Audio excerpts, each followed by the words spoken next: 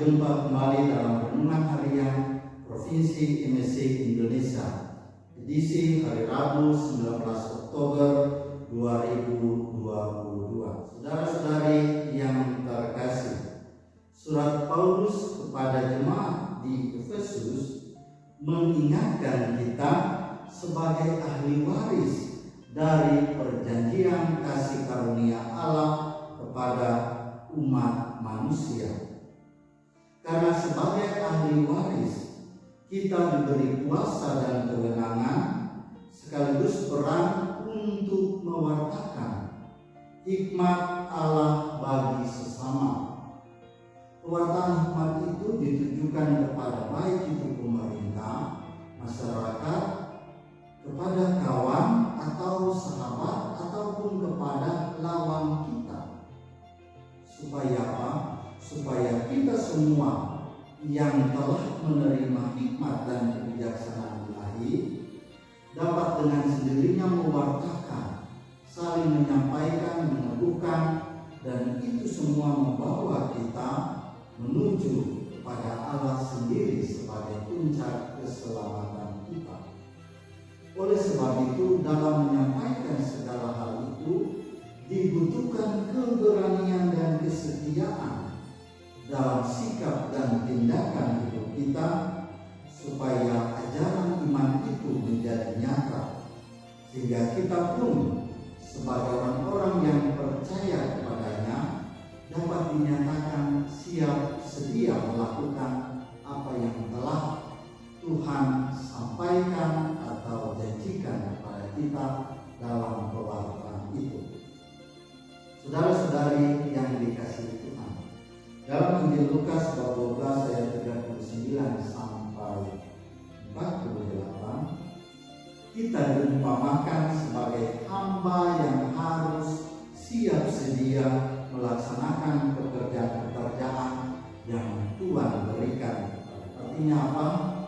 Jika kita merasa sebagai ahli waris dari perjanjian Tuhan itu, maka kita pun telah menyadari dan mengetahui ajaran-ajaran dan firman Tuhan yang telah diberikan kepada kita. Oleh sebab itu, kita akan dituntut untuk dapat melakukan banyak hal yang baik bagi sesama kita.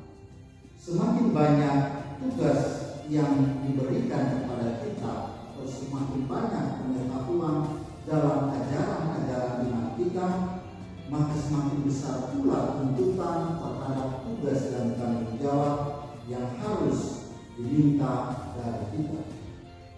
Oleh sebab itu, saudara-saudari yang terkasih, dalam akhir renungan ini saya mengajak kita semua sebagai orang-orang beriman yang telah percaya kepada Yesus Kristus sebagai inti dari perjanjian Allah dengan manusia yang hadir di dunia. Kita semua diminta untuk jangan pernah berhenti atau lelah dalam mewartakan firman dan hikmat ilahi yang telah ada di dalam hati kita. Jangan pernah bosan untuk merasuk dalam berbagai kesempatan yang kita alami.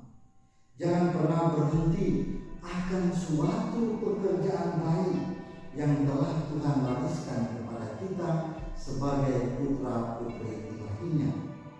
Mari kita berdoa semoga hidup kita selalu menjadi pewarta bagi sesama kita, karena kita adalah putra-putri ahli waris dari perjanjian Allah itu.